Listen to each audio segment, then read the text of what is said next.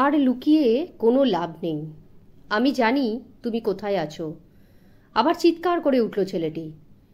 ফেলুদাও টান হয়ে উপরের দিকে চেয়ে ঘটনাটা দেখছে। এবার লালমোহনবাবুর খসখসে চাপা গলা শোনা গেল।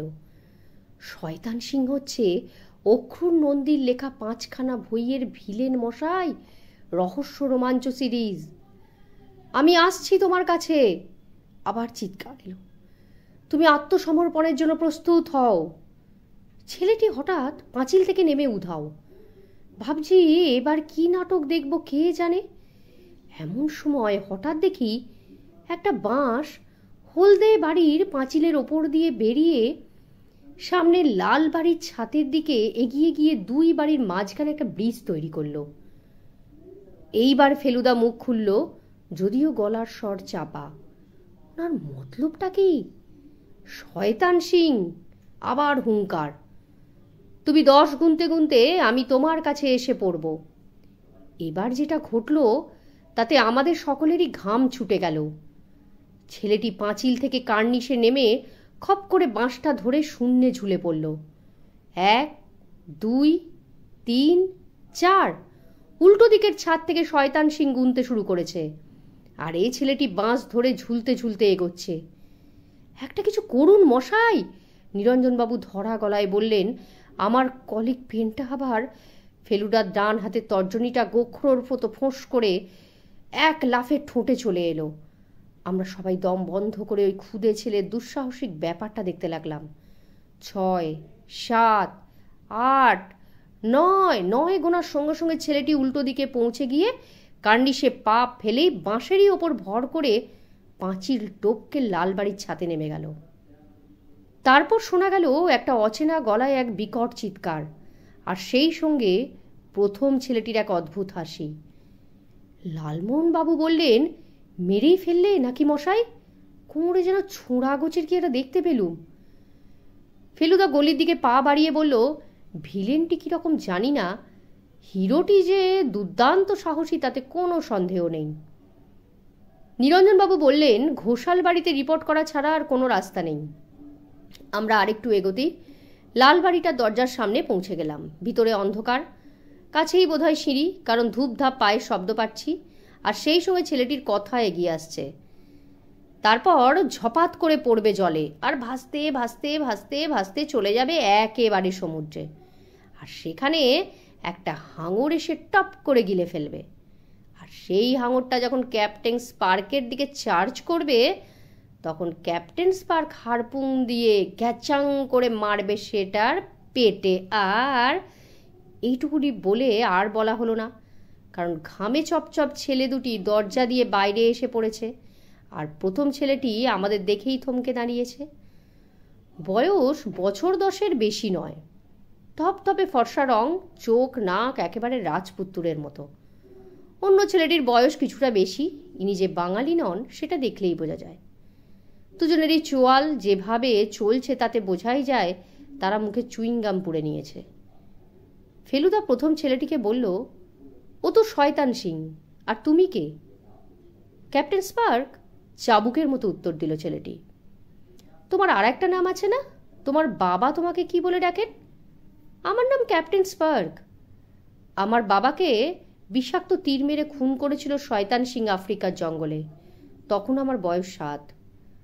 তখন থেকে আমার চোখে প্রতিহিংসার বিদ্যুৎ জ্বলে, তাই আমার নাম স্পার্ক। সর্বনাশ, বললেন লালমোহনবাবু। এই যে অক্রুর নন্দীর বই মুখস্থ করে ফেলছে মশাই। ছেলেটি লালমোহনবাবুর দিকে একবার কটমট করে তাকিয়ে তার বন্ধুকে নিয়ে গম্ভীরভাবে গলি দিয়ে এগিয়ে গিয়ে মোড় ঘুরে অদৃশ্য হয়ে গেল।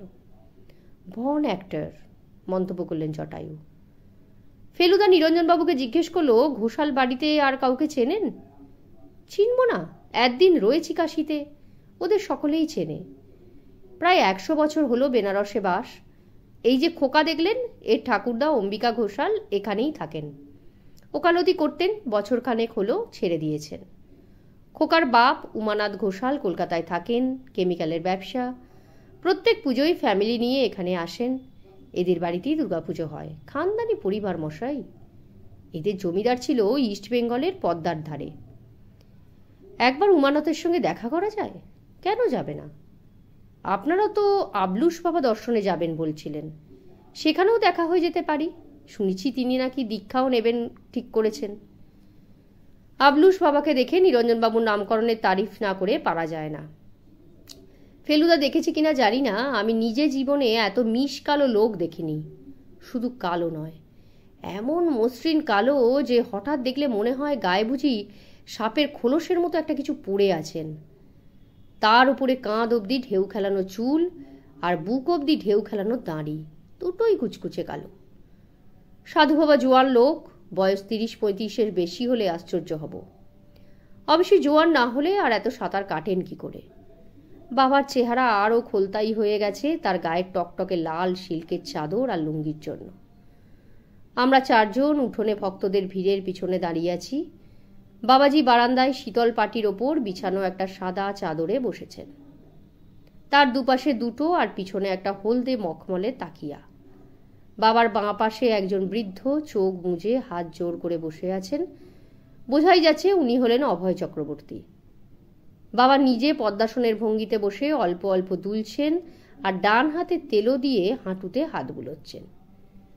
দোলানিটা হচ্ছে তালে তালে, কারণ বারান্দার এক ধারে বসে একজন লোক কাঠের খঞ্জনি বাজিয়ে একটা হিন্দুস্তানি ভজন গাইছে। গানের প্রথম দুটো লাইন মনে ছিল, হোটেলে ফিরে এসে খাতায় রেখেছিলাম। ইতনি বিনতি রঘুনন্দন সে, দুঃখ দন্দ হামারা মিটাও জি। আজ আর সেই মাছের আঁশের ব্যাপারটা হচ্ছে না। তার বদলে আজ একটা বিশেষ ঘটনা ঘটবার কথা আছে। মছলি বাবা আজ তার ভক্তদের কাছ থেকে জেনে নেবেন আর কদিন তার পরে তাকে কাশি ছেড়ে চলে যেতে হবে। সেটা কিভাবে জানা যাবে তা এখনো কেউ জানে না। লালমোহন বাবু দেখছি বেনারসে এসেই ভক্তিভাবটা যেন একটু বেড়ে গেছে। সকালে দশাশ্বমেধ ঘাটে ওকে বার তিনেক বেশ গলা উঁচিয়ে জয় বাবা বিশ্বনাথ বলতে শুনেছি।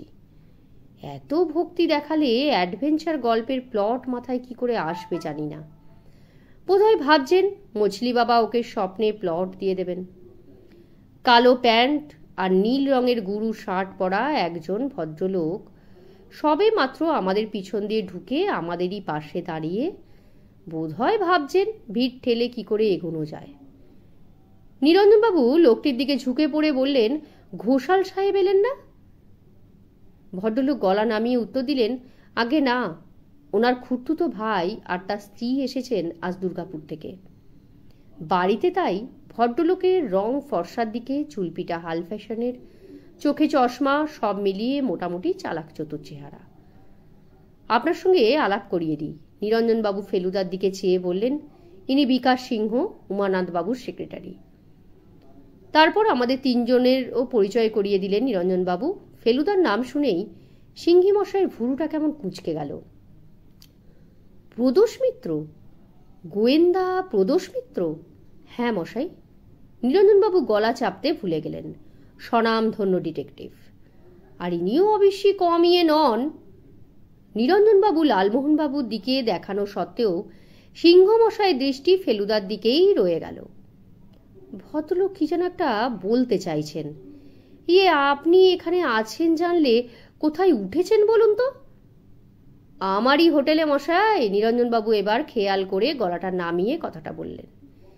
ঠিক আছে, মানে বিকাশবাবু এখনো আমতা আমতা করছেন। একবারটি বোধ হয় ঠিক আছে, কাল না হয় যোগাযোগ করব। ভদ্রলোক নমস্কার করে ভিড় ঠেলে এগিয়ে গেলেন। এক ব্রহ্ম, এক সূর্য, এক চন্দ্র। মছলি বাবা দুহাত তুলে চেঁচিয়ে উঠছেন। ভজন থেমে গেল। ভক্তরা সবাই থমকে গিয়ে সোজা হয়ে বসল। এতক্ষণ লক্ষ্য করিনি, এবার দেখলাম বাবার যেদিকে অভয়বাবু বসেছেন তার উল্টো দিকে আরেকটি ভদ্রলোক, বছর 40 বয়স, সামনে একটা নকশা করা থলি নিয়ে বসেছেন। থলির পাশে স্তূপ করে কালো কালো কি জানি রাখা রয়েছে। দু হাত, দু পা, দু চোখ, দু কান। বাবাজি আবার শুরু করলেন। এসব বলার কি মানে কিছুই বুঝতে পারছি না। অন্যেরা কেউ বুঝছে কিনা তাও বুঝতে পারছি না। 3 কুল, 3 কাল, 4 দিক, 4 যুগ, পঞ্চভূত, পঞ্চ ইন্দ্রিয়, পঞ্চনদ পঞ্চপাণ্ডব 1 2 3 4 5। বাবাজি একটু থামলেন। থলিওয়ালা ভদ্রলোক তার দিকে হাঁ করে চেয়ে আছেন। ভক্তরাও সব চেয়ে আছে। লালমোহন বাবু আমার কানের কাছে ফিসফিস করে বললেন, থ্রিলিং।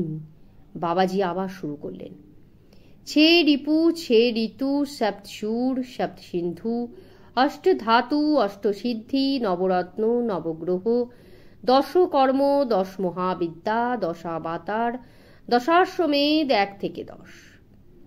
এইটুকু বলে বাবাজি থলিওয়ালা ভদ্রলোকের দিকে ইশারা করলেন।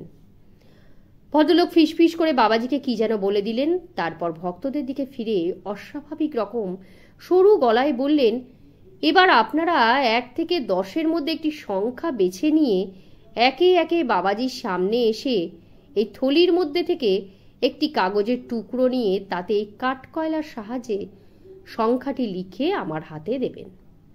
প্রথমে বাংলায় বলে আবার সেটা হিন্দি করে বললেন।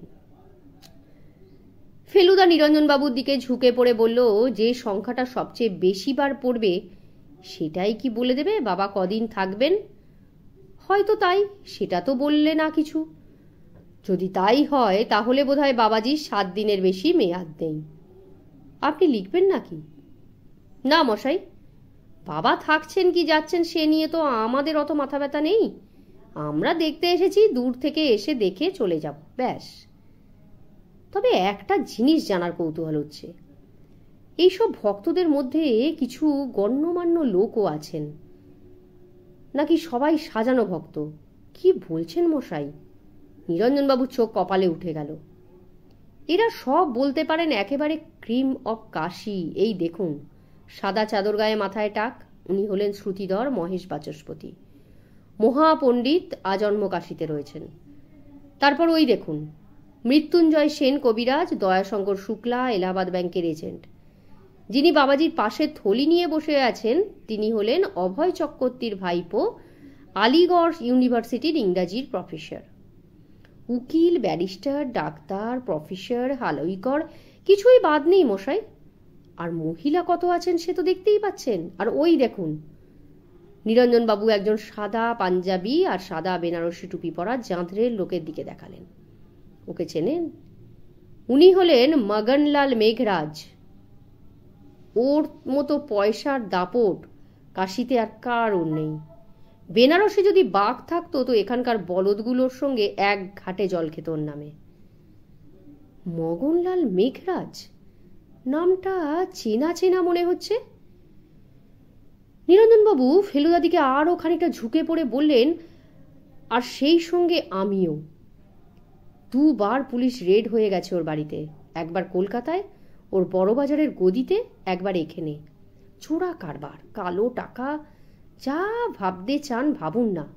পুলিশ তো পায়নি কিছু, তাই না? পুলিশ তো সব ওর হাতের মুঠোয় মশাই।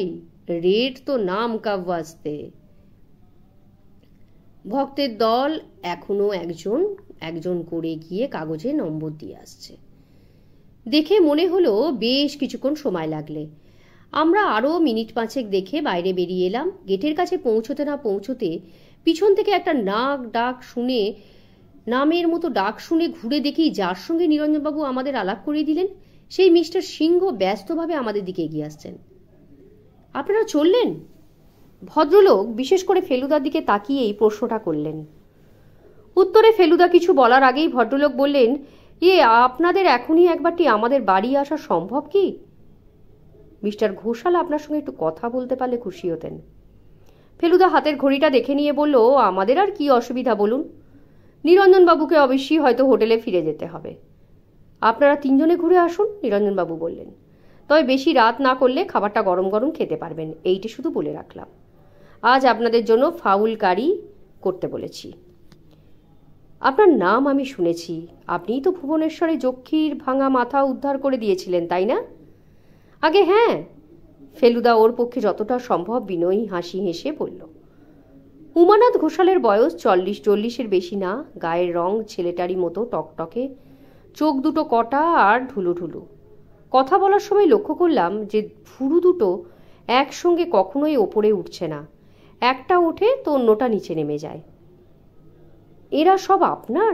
ভদ্রলোকের দৃষ্টি ফেলুদার দিক থেকে আমাদের দুজনের দিকে ঘুরে গেছে। এটি আমার খুড়তুতো ভাই তপেশ, আর ইনি লালমোহন গাঙ্গুলি। জটায়ু ছদ্মনামে অ্যাডভেঞ্চারের গল্প লেখেন। জটায়ু? উমানতের ডান ভুরুটা উঠে গেল। নামটা চেনা চেনা লাগছে। রুকুর কাছে ওর কিছু বই দেখেছি বলে মনে হচ্ছে, তাই না হে বিকাশ? আগে হ্যাঁ, বললেন বিকাশবাবু। খানতিনেক আছে বোধ হয়। বোধ হয় আবার কি, তুমিই তো যত রাজ্যের রহস্যের বই কিনে দাও ওকে। বিকাশবাবু অপ্রস্তুত হেসে বললেন, ও ছাড়া ও আর কিছু পড়তেই চায় না। এ বয়সে তো সব পড়বেই বলে উঠলেন লালমোহনবাবু। সকালে ক্যাপ্টেন স্পার্ক আর শয়তান সিংয়ের নাম শোনা অবধি উনি বেশ মনমরা হয়েছিলেন। এখন আবার মুখে হাসি ফুটেছে। রহস্য রোমাঞ্চ বইয়ের বাজারে অক্রূর নন্দীর নাকি জটায়ুর সবচেয়ে বড় প্রতিদ্বন্দ্বী। ফেলুদা বলল, আমি এমনিতেই একটা কারণে আপনার কাছে আসতে চেয়েছিলাম। আপনার ছেলের সঙ্গে আজ আমাদের সাক্ষাৎ হয়েছে। তার আসল নামটা যদি এখনো আমরা জানতে পারিনি, তবে সে যে ভূমিকায় অভিনয় করছিল তার নামটা জানি। অভিনয়? উমানাথবাবু হো হো করে হেসে উঠলেন। আরে ও যে শুধু নিজে অভিনয় করে তা তো নয়, অন্যদেরও যে নাম টাম বদলে অভিনয় করায়। তোমাকেও একটা কি নাম দিয়েছিল না বিকাশ? মাত্র একটা? বিকাশবাবুও হেসে উঠলেন। যাই হোক, তা কোথায় দেখা হলো আমার ছেলের সঙ্গে? ফেলুদা কোনো রকম বাড়াবাড়ি না করে অল্প কথায় অত্যন্ত গুছিয়ে সকালের ঘটনাটা উমানাথবাবুকে বললেন। ভদ্রলোক শুনে প্রায় চেয়ার ছেড়ে উঠে পড়লেন। কি সর্বনাশের কথা! ছেলে আমার ডান পিঠে সে তো জানি, তা বলে তার এতটা দুঃসাহস সে তো জানতাম না। ও তো মরতে মরতে বেঁচে গেছে। রুকুকে একবার ডেকে পাঠাও তো হে বিকাশ। মিস্টার সিংহ ছেলেটির খোঁজে বেরিয়ে গেলেন।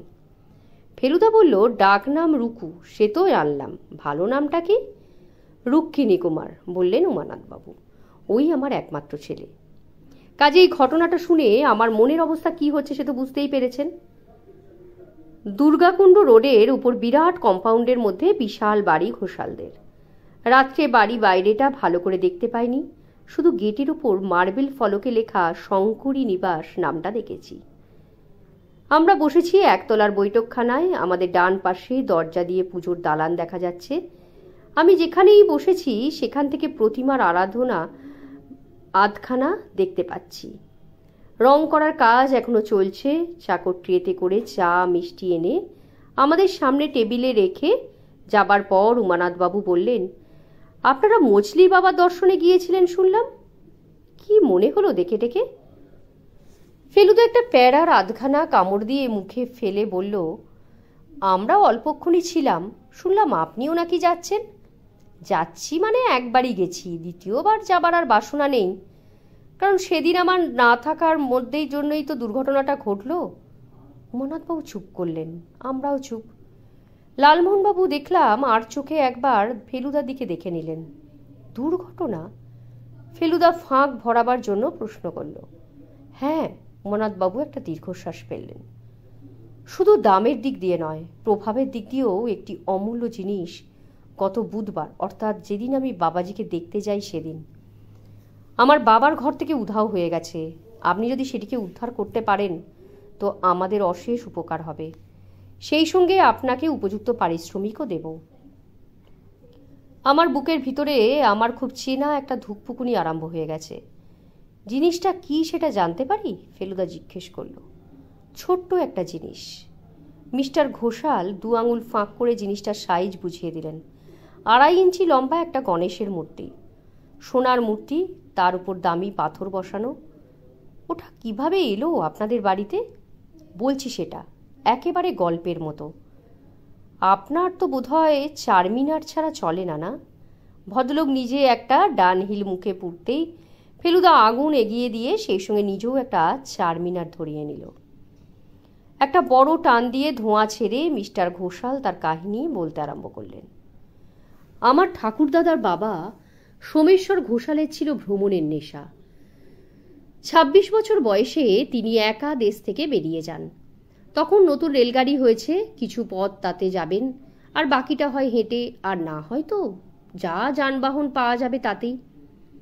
দক্ষিণ ভারতে ঘুরছিলেন। ট্রিচিনপল্লী থেকে মাদুরাই হয়ে সেতুবন্ধের দিকে যাচ্ছিলেন গরুর গাড়িতে, জঙ্গলে ভরা পাহাড়ে পথ দিয়ে। এই সময় মাঝরাত্রিরে 3টি সশস্ত্র ডাকাত তার গাড়ি আক্রমণ করে। সোমেশ্বর সাংঘাতিক শক্তিশালী লোক ছিলেন, সঙ্গে বাঁশের লাঠি ছিল। একা 3 জনের সঙ্গে লড়ে একটির মাথা ফাটিয়ে দেন, অন্য দুটি পালায়। ডাকাতদের একটা থলে পিছনে পড়ে থাকে, তার মধ্যে ছিল এই গণপতি। সেই মূর্তির সঙ্গে করে উনি দেশে ফেরেন। তারপর থেকেই আমাদের বংশের ভাগ্য ফিরে যায়। আমাকে আপনি কুসংস্কারাচ্ছন্ন সেকেলে মানুষ বলে ভাববেন না। আমাদের বংশে যা ঘটতে দেখেছি তার থেকে কতগুলো বিশ্বাস আমার মনে জন্মেছে, ব্যাস এইটুকুই। সত্যি বলতে কি, গণেশ আসার পর থেকে আমাদের ফ্যামিলিতে কোনো বড় রকম দুর্ঘটনা ঘটেনি বললেই চলে। ওটা আসার 2 বছরের মধ্যেই পদ্মার ভাঙনে নদী আমাদের বাড়ির 20 হাতের মধ্যে এগিয়ে আসে, কিন্তু বাড়ির কোনো ক্ষতি হয়নি। অবশ্যই এছাড়াও আরও অনেক নজির আছে, সব দিতে গেলে দীর্ঘ ইতিহাস হয়ে যাবে।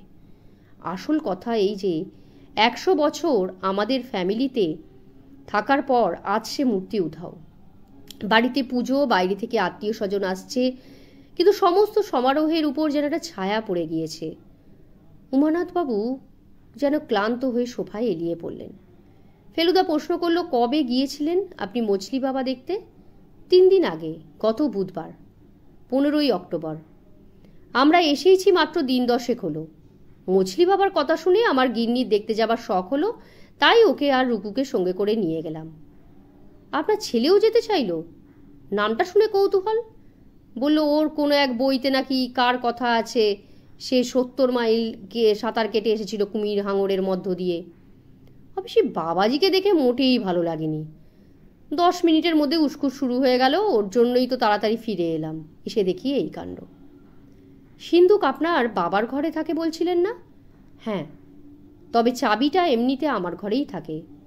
রিংয়ের মধ্যে 5-6টা চাবি, তার মধ্যে একটিই হলো ওই সিন্ধুকের।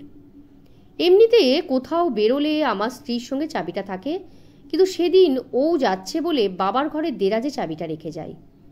হয়তো খুব বুদ্ধিমানের কাজ হয়নি, কারণ বাবা সন্ধ্যের দিকে একটু আফিম টাফিম খান, খুব একটা হুঁশ থাকে না। যাই হোক, যাবার সময় চাবিটা রেখে দেরাজটা একেবারে শেষ অবধি ঠেলে বন্ধ করে দিয়ে গেছিলাম। ফিরে এসে দেখি 1/2 ইঞ্চি খোলা, সন্দেহ হয়। তখন সিন্ধুক খুলে দেখি গণেশ নেই। ফেলুদা একটুক্ষণ ভুরু কুচকে থেকে বলল, আপনাদের বাড়িতে সেদিন এই সময় কে কে ছিলেন সেটা জানতে পারি কি? ফেলুদা খাতা আনেননি, তবে উত্তরটা যে ওর মুখস্থ থাকবে, তার নামগুলো হোটেলে গিয়ে লিখে নিতে পারবে, সে বিষয়ে আমার কোনো সন্দেহ নেই। মিস্টার ঘোষাল বললেন, দারোয়ান ত্রিলোচনকে আপনারা গেটে দেখলেন। ও প্রায় 35 বছর হলো আমাদের বাড়িতে আছে। চাকর ঠাকুর ঝি সবাই পুরনো। প্রতিমা করেন শশীবাবু আর তার ছেলে কানাই। শশীবাবু কাজ করছেন 30 বছরের ওপর। ছেলেটিও খুব ভালো। এছাড়া মালি আছে, সে পুরনো। আর আছে বিকাশ, যে আপনাদের সঙ্গে এখানে নিয়ে এলো। বিকাশবাবু কতদিন আছেন? সেক্রেটারির কাজ করছে বছর 5 আছে, অনেক দিন। ও প্রায় ফ্যামিলি মেম্বারের মতোই হয়ে গেছে। ওর বাবা অখিলবাবু আমাদের জমিদারি সেরস্তায় কাজ করতেন। ওর মা বিকাশ হবার সময়ই মারা যান। তার বছর 10 পরে বাপও চলে গেলেন ড্রপশিতে। অনাথ ছেলেটি সঙ্গদোষে নষ্ট হয়ে যাচ্ছে শুনে আমার জ্যাঠামশাই ওকে বাড়িতে এনে রাখেন। স্কুল কলেজ সবই আমাদের বাড়ি থেকেই। এমনি বুদ্ধিমান ছেলে, লেখাপড়ায় বেশ ভালোই ছিল। চুরির খবরটা পুলিশে দেননি, সেই রাত্রেই, এখনো পর্যন্ত কোনো হদিশ পায়নি। গণেশের খবর বাইরের কেউ জানতো? উমানাথবাবু উত্তর দেবার আগেই বিকাশবাবুর সঙ্গে রুক্মিণী কুমার এসে হাজির হলো। আমি ভেবেছিলাম ক্যাপ্টেন স্পার্কের ভাগ্যে বুঝি প্রচণ্ড ধমক আছে, কিন্তু দেখলাম উমানাথবাবু সেরকম লোকই নন। শুধু আর চোখে একবার ছেলের দিকে চেয়ে গম্ভীর গলায় বললেন, কাল থেকে পুজোর কটা দিন আর বাইরে যাবে না। বাড়িতে বাগান আছে, ছাদ আছে, যত খুশি খেলতে পারো, ঘুড়ি আছে, ঘুড়ি ওড়াতে পারো, বই আছে, পড়তে পারো, কিন্তু আমাদের সঙ্গে ছাড়া বাইরে বেরোবে না। আর শয়তান সিং? ভুরু কুচকে প্রশ্ন করল রুক্মিণী কুমার। সে আবার কে? উমানাথবাবুর বাঁ ভুরুটা উঠে গেছে উপরের দিকে। ও যে কারাগারে শিক ভেঙে পালিয়েছে। ঠিক আছে, আমি ওর খবর এনে দেবো তোমাকে, হালকাভাবে হেসে আশ্বাসের সুরে বললেন বিকাশবাবু। রুকু মনে হলো খানিকটা ভরসা পেয়েছে, অন্তত সে তার শান্তির ব্যাপারে আর কোনো আপত্তি না করে বিকাশবাবুর হাত ধরে ঘর থেকে বেরিয়ে গেল। উমানাথবাবু বললেন, বুঝতেই পারছেন আমার পুত্রটি একটু অতিমাত্রায় কল্পনাপ্রবণ। যাই হোক, আপনার প্রশ্নের জবাব দিয়ে এবার গণপতির খবর আমরা দেশে থাকতে অনেকেই জানত। ওটা একটা কিংবদন্তির মতো মুখে মুখে রটে গিয়েছিল। সেটা অবশ্যই আমার জন্মের আগে। পরের দিকে এ নিয়ে আর বিশেষ কেউ আলোচনা করতো না। আমার নিজের ছাত্রজীবন কাটে কলকাতায়। কলেজে থাকতে দু একটি বন্ধুকে আমি গল্পচ্ছলে গণেশের কথা বলেছিলাম। তার মধ্যে একটি বন্ধু, অবশ্যই এখন তাকে আর বন্ধু বলি না, সম্প্রতি কাশিতে রয়েছেন, তার নাম মগনলাল মেঘরাজ। বুঝেছি, ফেলুদা বলল, তাকে আজ মাছলি বাবার ওখানে দেখলাম। জানি, আমি যেদিন গেছিলাম সেদিনও ছিল। তার বাবাজির কাছে যাতায়াত করার একটা কারণ আছে। কিছুদিন থেকে তার ভাগ্য পরিবর্তন হয়েছে, খারাপের দিকে অবশ্যই। বছর 2-1 আগে ওর প্লাইউডের ফ্যাক্টরিতে আগুন লাগা থেকে শুরু। তারপরেই গত কয়েক মাসের মধ্যে ওর গোলমেলে কারবার সম্বন্ধে অনেক গুজব বাজারে ছড়িয়ে পড়ে। ফলে ওর কলকাতার এবং বেনারসের বাড়িতে পুলিশ রেড হয়ে যায়। আমি এখানে আসার 2 দিন বাদেই আমার সঙ্গে দেখা করতে এসেছিল। সোজাসুজি বলল যে গণেশটা ওর দরকার। ওরা যে কলকাতায় আমার কাছে থাকে না, এখানে বাবার সিন্ধুকে থাকে, সেটাও জানতো। 40,000 অবধি অফার করেছিল ওটার জন্য। আমি সোজা সুজি না বলে দিই। ও যাবার সময় শাসিয়ে যায় যে জিনিসটা ও হাত করে তবেই ছাড়বে। ঠিক তার 5 দিন পরেই গণেশ সিন্ধুক থেকে উধাও হয়ে যায়। ভদ্রলোক চুপ করলেন, ফেলুদাও চুপ, চিন্তিত। আমি জানি ওর 3 মাসের অবসর এখানেই শেষ হলো। সামনের কটা দিন কাশিই হবে ওর কাজের জায়গা, তদন্তের জায়গা। লালমোহন বাবুর ভবিষ্যৎবাণী মনে পড়ছে, 1 ঢিলে 3 পাখি। অবশ্যই গ্যাসের ব্যাপারটা নির্ভর করছে। আমাদের খুব ভাগ্য ভালো যে আপনি ঠিক এই সময় এসে পড়েছেন। আপনার উপর কাজের ভারটা দিতে পারলে। নিশ্চয়ই, 100 বার। ফেলুদা উঠে দাঁড়িয়েছে। আপনি অনুমতি দিলে কাল সকালে একবার আসতে চাই। আপনার বাবার সঙ্গে একবার কথা বলা যাবে কি? কেন যাবে না? বাবার তো এখন রিটায়ার্ড জীবন। অবশ্যই বাবার মেজাজটা ঠিক যাকে বলে মোলায়েম তা নয়, তবে সেটা বাইরের খোলস। আর আপনি যদি আমাদের বাড়ির এদিক ওদিক ঘুরে দেখতে চান তাও পারেন স্বচ্ছন্দে। আমি ত্রিলোচনকে বলে রাখবো আপনাকে এলে যেন ঢুকতে দেয়। আর বিকাশ রয়েছে, ওর ব্যাপারে আপনাদের হেল্প করতে পারে। 8টা নাগাদ এলে ভালো, তাহলে বাবাকে তৈরি অবস্থায় পাবেন। বাড়ি ফেরার পথে পরপর 2টো অন্ধকার গলি দিয়ে আসবার সময় 3 বার পায়ের আওয়াজ শুনে পিছন ফিরে চাদর মুড়ি দেওয়া একই লোককে দেখতে পেয়ে সেদিকে ফেলুদার দৃষ্টি আকর্ষণ করার চেষ্টা করেছিলাম।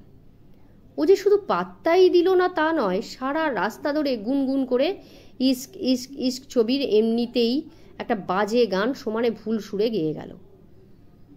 ক্যালকাটা লজে ঠাকুর ফাউলকারিটা দ্বীপ বিরেঁধেছিল। এছাড়া রুই মাছের কালিয়া ছিল, রান্নাও ভালো করেছিল, কিন্তু লালমোহনবাবু খেলেন না। বললেন, মছলি বাবাকে দেখার পর থেকে আর মাছ খেতে মন চায় না মশাই। কেন? ফেলুদা বলল, খেলেই মনে হবে বাবাকে চিবিয়ে খাচ্ছেন। আপনার কি ধারণা বাবা নিজে মাছ খান না? খান বুঝি? শুনলেন তো, বাবা জলেই থাকেন বেশিরভাগ সময়। জলে মাছ ছাড়া আর খাবার কি আছে বলুন? মাছেরাও যে মাছ খায় সেটা জানেন? লালমোহনবাবু চুপ মেরে গেলেন। আমার বিশ্বাস কাল থেকে উনি আবার মাছ খাবেন। সারা দিনে নানা রকম ঘটনার পর রাত্রে একটা লম্বা ঘুম দেব ভেবেছিলাম, কিন্তু খানিকটা ব্যাঘাত করলেন রুমমেট জীবনবাবু। জীবনবাবু মোটা, জীবনবাবু বেঁটে, জীবনবাবুর চাপ দাড়ি আর জীবনবাবুর বালিশে মাথা রাখার 10 মিনিটের মধ্যে নাক ডাকতে শুরু করলেন। ভদ্রলোক একটা ডাক্তারি কোম্পানির রিপ্রেজেন্টেটিভ, 2 দিন হলো এসেছেন, কালই সকালে চলে যাবেন। ফেলুদার সঙ্গে পরিচয় হবার 1 মিনিটের মধ্যে ব্যাগ খুলে কোম্পানির নাম খোদাই করা একটা ডট পেন ফেলুদাকে দিয়ে দিলেন। যদিও সেটা ওকে অদ্বিতীয় গোয়েন্দা বলে চিনতে পারার দরুন কিনা বোঝা গেল না। পরদিন সকাল 7:30টার মধ্যে আমরা 3 জন চান টান করে চা ডিম রুটি খেয়ে রেডি। বেরোবোর মুখে নিরঞ্জনবাবুর সঙ্গে দেখা গেল। ফেলুদা 2টো আজে বাজে কথার পর জিজ্ঞাসা করল, মগনলাল মেঘরাজের বাড়িটা কোথায় জানেন? মেঘরাজ? যদ্দূর জানি ওর 2টো বাড়ি আছে শহরে, 2টোই একেবারে হার্ট অফ কাশিতে।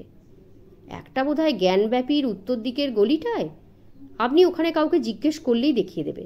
পরম ধার্মিক তো, তাই একেবারে খোদ বিশ্বনাথের ঘণ্টা শুনতে শুনতে টাকার হিসেব করে। নিরঞ্জন বাবুর কাছ থেকে আর একটা খবর পেলাম, মাছলি বাবা নাকি আর 6 দিন আছেন শহরে। কথা শুনে ফেলুদা শুধু ওর এক পেশে হাসিটা হাসলো, মুখে কিছু বলল না। ঘড়ি ধরে 8টার সময় আমরা শঙ্করী নিবাসের গেটের সামনে গিয়ে হাজির হলাম। ত্রিলোচনের চেহারাটা রাত্রে ভালো করে দেখিনি, আজ দিনের আলোয় গালপাট্টার বহর দেখে বেশ হকচকিয়ে গেলাম। বয়স 70-70 হবে নিশ্চয়ই, তবে এখনো মেরুদণ্ড একদম সোজা।